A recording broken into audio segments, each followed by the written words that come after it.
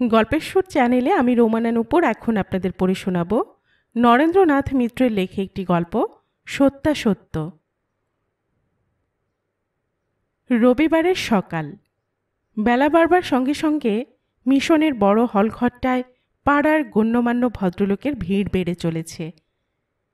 রায়বাহাদুর হৃদয় বিকাশ হিন্দুরক্ষা সমিতির সহ সম্পাদক জগৎ চৌধুরী, বালিগঞ্জ ন্যাশনাল ব্যাংকের ম্যানেজিং ডাইরেক্টর বিভূতি দত্ত গুপ্ত, পাড়ার হাইস্কুলের হেডমাস্টার হীরেন সোম, একে একে সবাই এসে পৌঁছেছেন। প্রত্যেকেই মিশনের শুভাকাঙ্ক্ষী এবং পৃষ্ঠপোষক। কেউ কেউ পরিচালক সমিতির সদস্যও আছেন। সপ্তাহের অন্য দিনগুলিতে প্রত্যেকেরই নানা বৈষয়িক কাজে ব্যস্ত থাকতে হয়। নিঃশ্বাস ফেলবার ফুরসত থাকে না। রবিবারের এই সময়টাতে তবু খানিকটা অবকাশ মেলে। একটু অসাংসারিক, একটু অবৈষয়িক পরিবেশে মনকে মেলে ধরে তবু খানিকক্ষণ হাঁপ ছাড়া যায়। চা, সিগারেট, খবরের কাগজ এবং আধা আধ্যাত্মিক আলোচনায় বৈঠক বেশ জমে উঠেছে। অধ্যক্ষ স্বামী অখিলাত্মানন্দ প্রত্যেককেই স্মিত হাস্যে অভ্যর্থনা জানাচ্ছেন। পারিবারিক কুশল সম্বন্ধে উৎসুক এবং কারো অসুখ বিসুখের খবর শুনলে উদ্বেগ প্রকাশ করছেন।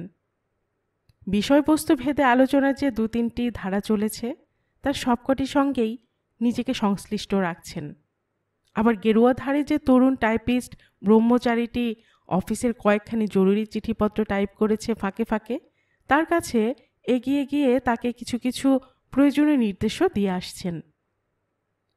কিশোর বয়সী আরেকজন নবীন ব্রহ্মচারী এসে ইতিমধ্যে ঘরে ঢুকল এবং স্বামীজির সপ্রশ্ন দৃষ্টির উত্তরে জানালো একটি মেয়ে বাইরে অপেক্ষা করছে।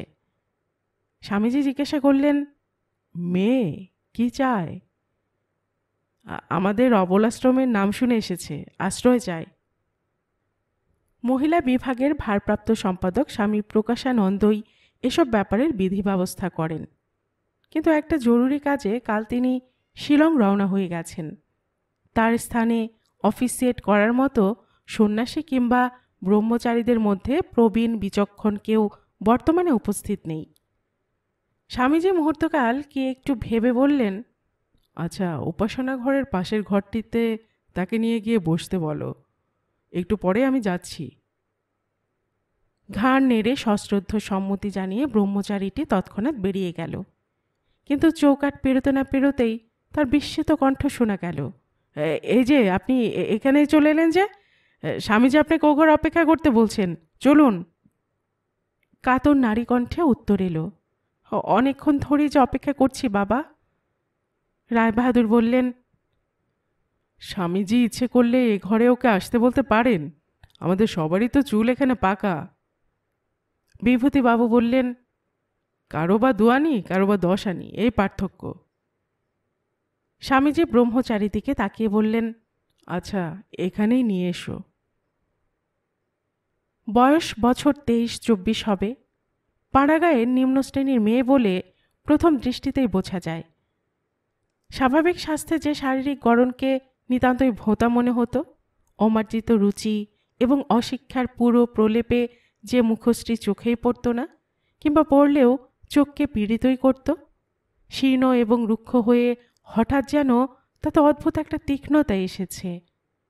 ক্লিষ্ট রোগজীর্ণ মুখে এই সামান্য লাবণ্যটুকু নিতান্ত অপ্রত্যাশিত বলেই চোখকে যেন তা একটু অকস্মাৎ বেশি মাত্রায় আকর্ষণ করে। মেয়েটি একা নয়, ভাঁজ করা ময়লা কাপড়ে জড়ানো একটি শিশু আছে কোলে।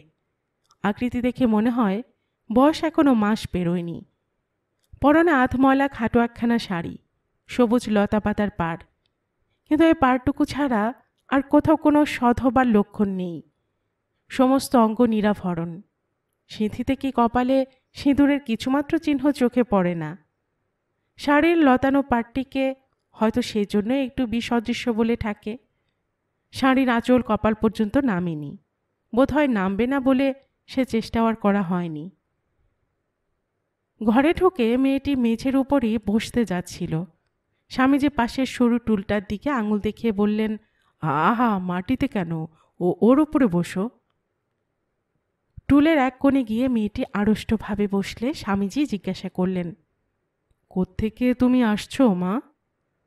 মেয়েটি বলল, ভুবন বাবুর বাড়ি থেকে। ও ভুবন বাবুকে? তার বাড়ি বা কোথায়? আমি তার ওখানেই ছিলাম। স্বামীজি বললেন, তা তো বুঝতে পারছি, কিন্তু তিনি থাকেন কোথায়? এই কলকাতাতেই থাকেন বাবা। জগৎবাবু অসহিষ্ণুভাবে বললেন, আহা, কথা কেন বাড়াচ্ছ? কোন রাস্তায় কত নম্বর তাই আমরা জিজ্ঞেস করছি। মেয়েটি বলল, তা তো জানি নে বাবা। জগৎবাবু মেয়েটির দিকে তীক্ষ্ণ দৃষ্টিতে তাকিয়ে বললেন, রাস্তার নামও জানো না, নম্বরও জানো না? কতদিন কলকাতায় আছো সত্য করে বলো দেখি। মেয়েটি মুখ নিচু করে বোধহয় মনে মনে হিসেব করল, তারপর বলল, 7-8 মাস। জগৎবাবু একটু হাসলেন। 7-8 মাস ধরে কলকাতায় আছো, অথচ যেখানে থাকতে তার ঠিকানা জানো না? একথা কি সত্য বলে আমাদের বিশ্বাস করতে হবে? ভুল করেছ, সময়টা আর একটু কম করে বললে ভালো করতে। এ কথার জবাব না দিয়ে মেয়েটি মুখ নিচু করে চুপ করেই রইল। রায়বাহাদুর প্রসঙ্গান্তরে গেলেন, আচ্ছা মা, তোমার কোলে ওটি কি, ছেলে না মেয়ে? ছেলে বাবা। বেশ বেশ, দীর্ঘায়ু হোক, স্বাস্থ্যবান হোক, পণ্ডিত হোক, যশস্বী হোক। জগৎ চৌধুরী মৃদু হেসে বললেন, আর রায়বাহাদুরিটা বাদ পড়ল কেন?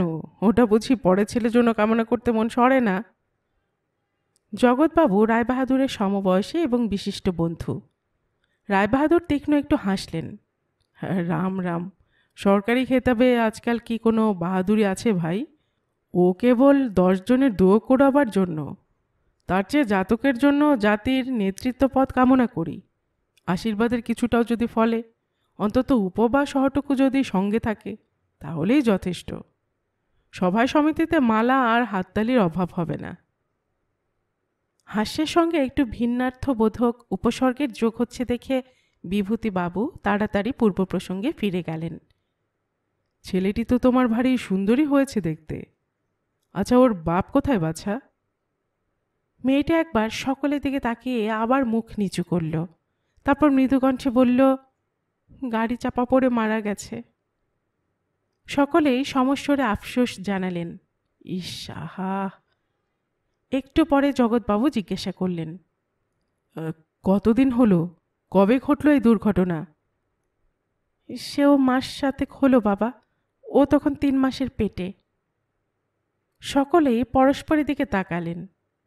জগৎবাবু মৃদুকণ্ঠে বললেন, দেখলেন, এবার আর হিসেবে ভুল হয়নি। স্বামীজি বললেন, আচ্ছা, তোমার সঙ্গে কেউ এসেছে? কে তোমাকে রেখে গেল এখানে? ভুবনবাবুর মুহুরী। মুহুরী? কই তিনি? চলে গেছেন। চলে গেছেন কেন? এত দূর পর্যন্ত সঙ্গে করে নিয়ে আসতে পারলেন, আর এটুকু তার সবুজ হইল না? আমাদের সঙ্গে দেখা না করেই গেলেন? জেনে গেলেন না তোমাকে আমরা রাখি কি না রাখি?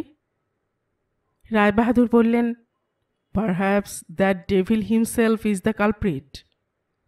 মেয়েটি বলল, মুহুরীবাবু বললেন, ওখানে গেলেই তুমি থাকতে পাবে। আমার অনেক কাজ আছে, আমি এখন যাই। আর এসব ব্যাপারে মিশনওয়ালারা নাকি অনেক অকথা কুকথা সব জিজ্ঞাসা করে। বুড়ো ব্রাহ্মণ মানুষ, সেসব আমার কানে সইবেই না। আবার সকলে পরস্পরের দিকে তাকিয়ে একটু মৃদু হাসলেন। স্বামীজি জিজ্ঞাসা করলেন, আচ্ছা, সেই ভুবনবাবুর কোনো চিঠি আছে তোমার কাছে? না বাবা, চিঠিপত্র তো কিছু নেই। আচ্ছা, এতদিন তুমি সেখানে থাকতে পারলে, আর হঠাৎ আজই বা তোমাকে তারা এ আশ্রম দেখিয়ে দিলেন কেন? সেখানে তো থাকতে পারতে। মেয়েটি কিছুক্ষণ চুপ করে রইল, তারপর বলল, গিন্নিমা অবশ্য অনেকদিন আগে থাকতেই চলে যেতে বলছিলেন। শেষে ও যখন হলো তখন কিছুতে আর রাখলেন না। বললেন, আমার অবিয়েত সমস্ত সব ছেলে পাড়া 70 রায়েরই মধ্যে কত কি বলা বলে আরম্ভ করেছে। তোমাকে আর আমি রাখতে পারছি না বাছা, তুমি এক আশ্রম টাশ্রমে গিয়ে থাকো। জগৎবাবু একটু বিশেষ অর্থবাচক দৃষ্টিতে সকলের দিকে তাকালেন, তারপর একটু মৃদু হেসে আবার সেই মেয়েটিকে জিজ্ঞাসা করলেন, তোমার গিন্নিমার পাড়ার 70 রাজা বলা বলি করত, সেটা সত্যি কি মিথ্যা তাই জানতে চাইছি। মেয়েটি কোনো জবাব দেবার আগে হঠাৎ হেডমাস্টার হিরেনবাবু অসহিষ্ণুভাবে বলে উঠলেন, আপনার জ্ঞানের পিপাসা অসাধারণ জগৎবাবু, কিন্তু ব্যাপারটা কি মেয়েটিকে দিয়ে একেবারে স্বীকার না করিয়ে নিলে নয়?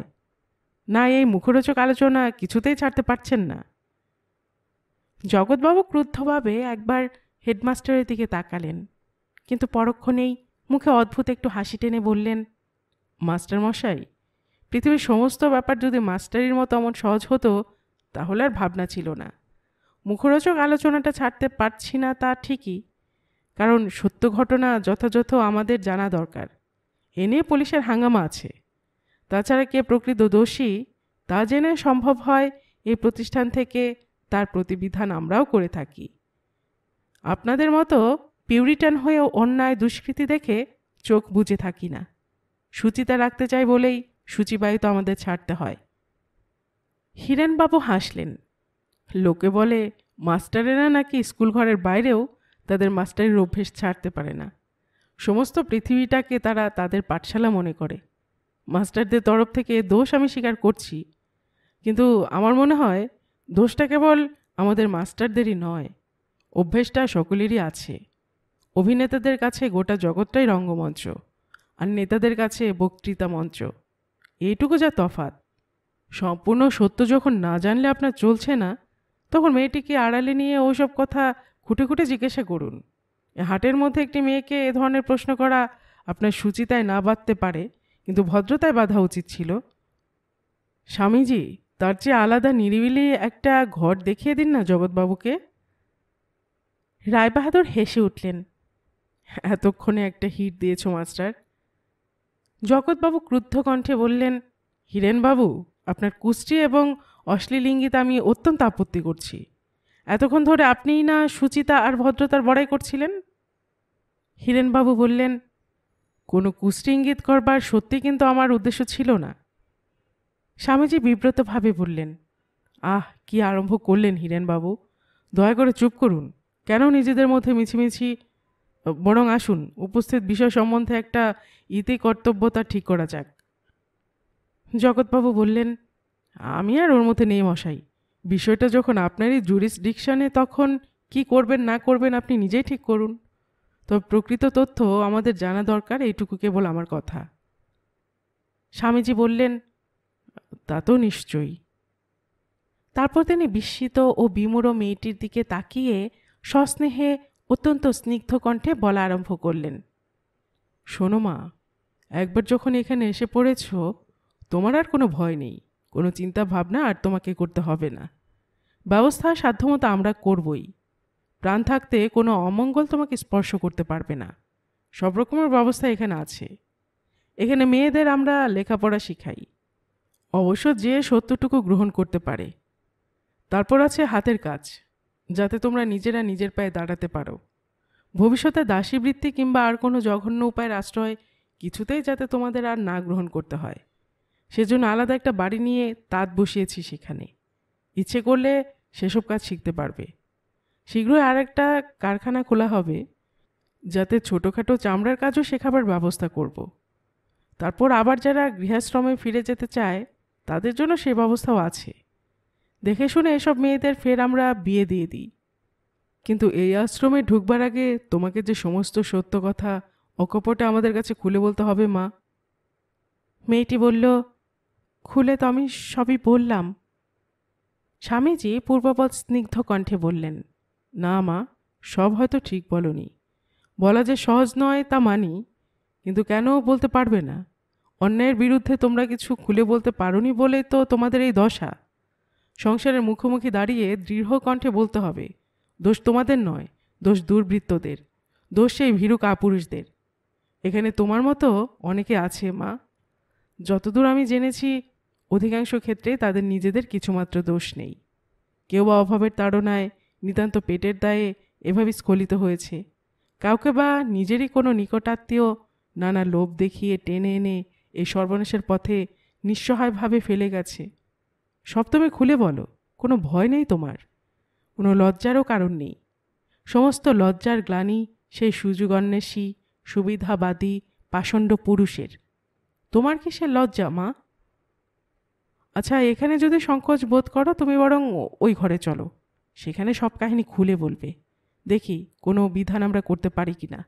এসো মা, আমার সঙ্গে বরং ও ঘরে চলো। মেয়েটি মুখ তুলে একবার সকলের দিকে তাকালো, তারপর স্বামীজির দিকে চেয়ে বলল, অন্য ঘরে দরকার নেই, আমি এখানেই সব বলতে পারবো। স্বামীজি বললেন, কিন্তু ও ঘরে গেলেই তো ভালো হয়, এক্ষেত্রে মেয়েদের একটু লজ্জা তো খুবই স্বাভাবিক। মেয়েটি শান্তভাবে বলল, না, আমার কোনো লজ্জা করবে না। আপনারা যা ভেবেছেন তাই ঠিক। এ ছেলে আমার স্বামীর নয়। এই অপ্রত্যাশিত স্বীকারোক্তিতে সকলেই যেন চমকে উঠলেন। জগৎবাবু জিজ্ঞাসা করলেন, তবে কার? তা জানি না। মেয়েটির কণ্ঠে যেন একটু জেদের আভাস। জগৎবাবু হাসলেন, এই তো আবার মিথ্যে বলতে শুরু করলে। তুমি জানো না সে কি করে সম্ভব? কথায় বলে মনের অগোচরে পাপ নেই, আর মায়ের অগোচরে। হিরেনবাবু তার দিকে তীক্ষ্ণ দৃষ্টিতে তাকাতেই জগৎবাবু তাড়াতাড়ি থেমে গেলেন। মেয়েটি যেন তৎক্ষণাৎ তার কথার ভুল বুঝতে পারল। একটু চুপ করে থেকে বলল, অগোচরে থাকবে না কেন? এ তো আর একজন দুজন নয় যে খেয়াল থাকবে। জগৎবাবু অর্থব্যঞ্জক ভঙ্গিতে বললেন, ও তাই বলো, কজন ছিল, কে কে তারা?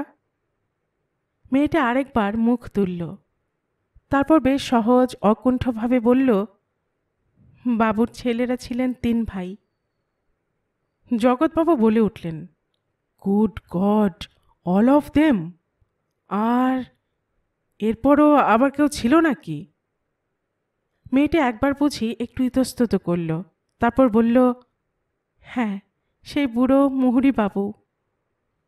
রায়বাহাদুর বললেন, জাস্ট সি। জগৎবাবু বললেন, আশ্চর্য, আর তুমি সকলের অত্যাচারী মুখ বুঝে সহ্য করে গেলে, কোথাও সরে আসতে পারলে না?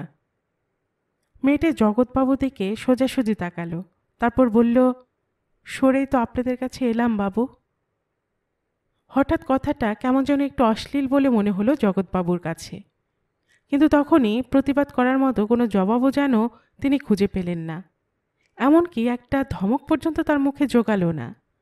তার পরিবর্তে স্বামীজির দিকে চেয়ে বললেন, শুনলে তো সব, এবার নামধামগুলি জিজ্ঞেস করে জেনে নিন, তারপর যা ব্যবস্থা হয় করুন। ইতিহাস যা শুনলুম তাতে তো খুব অসহায় বলে মনে হয় না। কিছুদিনের জন্য বিশ্রামের প্রয়োজন, সেজন্যই বোধহয় এখানে আসা। চলুন রায়বাহাদুর, বেলা অনেক হলো। সকলে উঠে পড়লেন। স্বামীজি তাদের পেছনে পেছনে আশ্রমের সদর দরজা পর্যন্ত এগিয়ে দিয়ে এলেন। তারপর ফিরে এসে ঘরে ঢুকে তিনি অবাক হয়ে গেলেন। মেয়েটি শিশু সন্তানের মুখের দিকে তাকিয়ে ফুঁপিয়ে ফুঁপিয়ে কাঁদছে। মাঝে মাঝে 2-1 ফোঁটা জল শিশুটির গায়ের উপর ঝরে পড়ছে। স্বামীজি একটু যেন চমকে উঠে বললেন, কি হলো তোমার ছেলের? অসুখ ছিল নাকি ওর? মেয়েটি জলে ভরা 2টি চোখে অসহায়ভাবে স্বামীজির দিকে তাকালো। না বাবা, অসুখ নয়, পরের উপর রাগ করে আমি যে ওকে অপমান করলাম। স্বামীজি বিস্মিত হয়ে বললেন, অপমান করলে কি করে? হ্যাঁ বাবা, গায়ের রাগে মিথ্যে বানিয়ে বানিয়ে আমি যে ছেলের মান খোয়ালুম, স্বামীর মান খোয়ালুম, আমার যে নরকেও স্থান হবে না বাবা। স্বামীজি একটু যেন চমকে উঠলেন, তারপর আস্তে আস্তে বললেন, না মা, অপমান কেবল তুমি তাদেরই করনি। গল্পের সুর চ্যানেলে এতক্ষণ আপনারা শুনছিলেন নরেন্দ্রনাথ মিত্রের লেখা একটি গল্প, সত্যাসত্য। আর এতক্ষণ গল্প পাঠে আমি আপনাদের সাথে ছিলাম রোমানা নূপুর। আপনারা যারা গল্পের সুর চ্যানেলের গল্প নতুন শুনছেন, আপনাদের সুবিধার্থে একটি বিনীত অনুরোধ, যদি আপনারা আরও এমন গল্প শুনতে চান তবে নিচে সাবস্ক্রাইব বাটনে একটি ক্লিক করে রাখুন ও একটি লাইক করে রাখুন। এতে এই চ্যানেলের ভিডিওগুলি খুঁজে পেতে আপনাদের সুবিধা হবে। আর পাশে থাকা বেল বাটনটি চেপে রাখুন, যাতে নতুন কোনো গল্প দেওয়ার সাথে সাথেই আপনাদের কাছে নোটিফিকেশন চলে যায়। সবসময় সবাই খুব ভালো থাকুন, সুস্থ থাকুন ও আনন্দে থাকুন, এই প্রার্থনা রইল।